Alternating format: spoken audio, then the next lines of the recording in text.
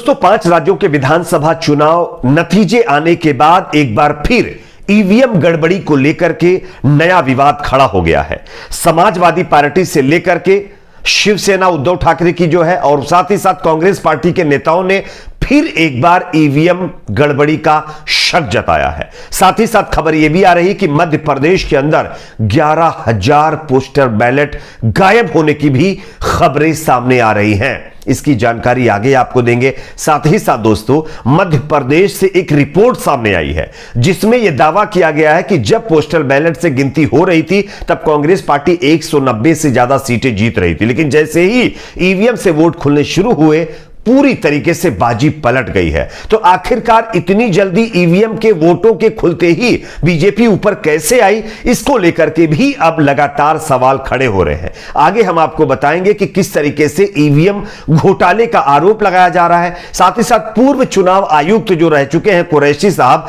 उन्होंने भी अब ईवीएम को लेकर एक बड़ा बयान दिया है। आगे इसकी जानकारी भी देंगे। उससे पहले आपको क्या लगता है दोस्तों, हमारे देश में होने वाले तमाम चुनाव क्या बैलेट पेपर से होने चाहिए या ईवीएम से?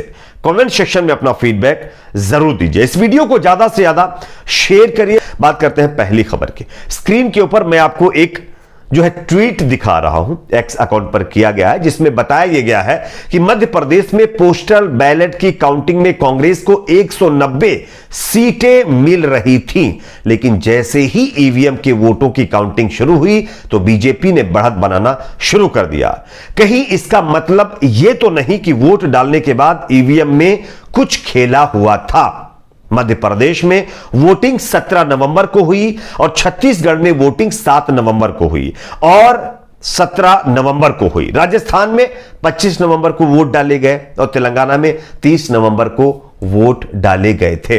इतना बड़ा गैप इन 3 राज्यों के अंदर वोटिंग के बीच करना, इस पर भी अब लोगों का शक लगातार आ रहा है। लोगों का यह कहना है कहीं ऐसा तो नहीं है कि ईवीएम में कोई झोल कर दिया गया हो। इसको लेकर के खुद दिग्विजय सिंह ने कुछ पोस्टल बैलेट के काउंटिंग के जो है आंकड़े पेश किए हैं, जो मैं आपको स्क्रीन पर दिखा रहा हूं। आप देख सकते हैं किस तरीके से पोस्टल बैलेट के अंदर कांग्रेस पार्टी प्रचंड बहुमत से चुनाव जीत रही थी, लेकिन जैसे ही ईवीएम के वोट खुलने शुरू हो गए बीजेपी आगे हो गई और कांग्रेस समेत तमाम पार्टियों का सुपड़ा साफ हो गया। इसको लेकर के खुद कांग्रेस पार्टी के नेता का बयान भी सामने आया। मैं आपको सुनाना चाहता हूं, यह बयान सुनिए, उसके बाद आगे इसकी चर्चा करेंगे।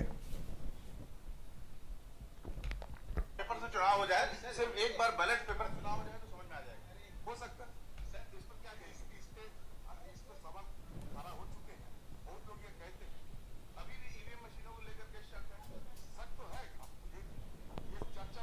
तो है, संजय राउत ने कहा कि एक बार बैलेट पेपर से चुनाव हो जाए, सिर्फ एक बार बैलेट पेपर से चुनाव हो जाए तो समझ में आ जाएगा। हो सकता है इस पर क्या कहेंगे? इस पे सवाल खड़ा हो चुके हैं। बहुत लोग ये कहते हैं अभी भी ईवीएम मशीनों को लेकर के शक है।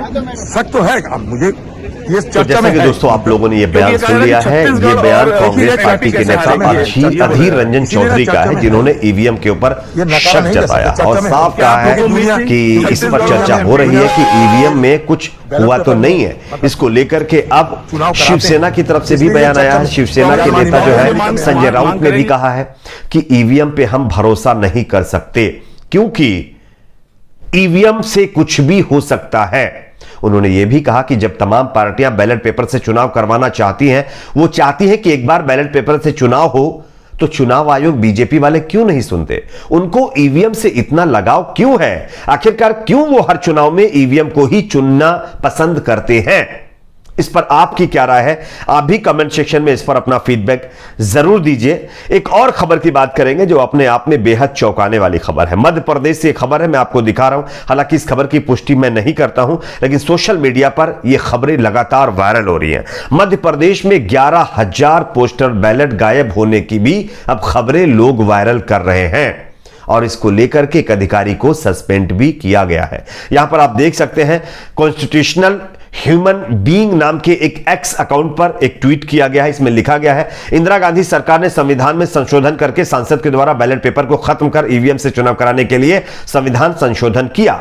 मूल संविधान प्रक्रिया बैलेट पेपर से चुनाव कराने के लिए संशोधन ईवीएम को संसद से खत्म करना होगा। कांग्रेस और भाजपा ने राष्ट्र किया है, माफ नहीं किया जाएगा। यानी कि यह अपने आप में दर्शाता है कि किस तरीके से ईवीएम को लेकर के फिर एक बार पूरे देश में सवाल उठने शुरू हो गए हैं। और यहां तक कि मध्य प्रदेश में आप देखिए एक जो है फोटो वायरल की जा रही, जिसमें दावा किया जा रहा है कि 11,000 से ज्यादा पोस्टल बैलेट गायब हो गए। कल ही मैंने आप लोगों को एक खबर दिखाई थी, राजस्थान के जोधपुर में किस तरीके से ईवीएम कंट्रोल यूनिट ही गायब हो गया था, वो भी स्ट्रांग रूम से। और पुलिस ने तमाम सीसीटीवी कैमरों की छानबीन की, कहीं भी ईवीएम के कंट्रोल यूनिट का पता नहीं चला।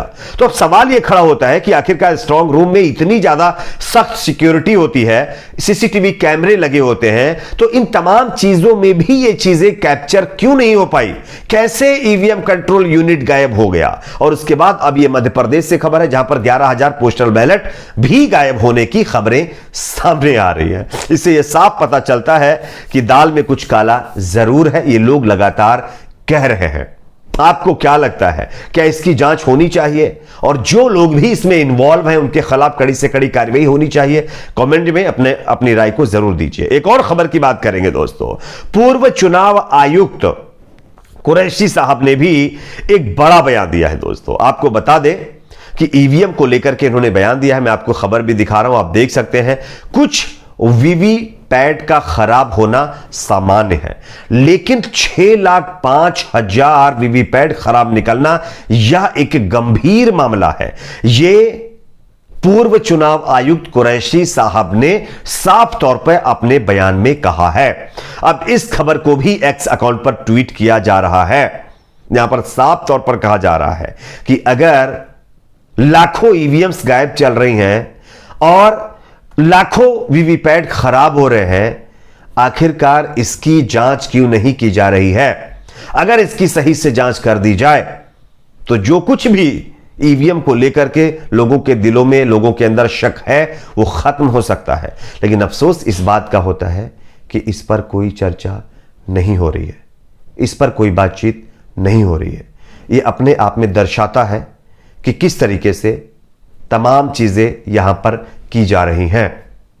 आपको क्या लगता है दोस्तों, जिस तरीके से मध्य प्रदेश, छत्तीसगढ़, राजस्थान के अंदर आप लोगों ने देखा विधानसभा चुनाव रिजल्ट आए और यहां पर जब बैलेट पेपर से काउंटिंग हो रही थी तब किस तरीके से कांग्रेस पार्टी आगे चल रही थी, और जैसे ही ईवीएम से काउंटिंग शुरू हुई आप लोगों ने देखा होगा कि बीजेपी सडनली आगे हो गए। उसके बाद किसी भी पार्टी को आगे निकलने का मौका तक नहीं मिला है। खैर, आपकी इस पर क्या राय, कमेंट सेक्शन में बताइए। वीडियो को ज्यादा से ज्यादा लाइक करिए, शेयर करिए, चैनल पर नए तो सब्सक्राइब जरूर कर लीजिए।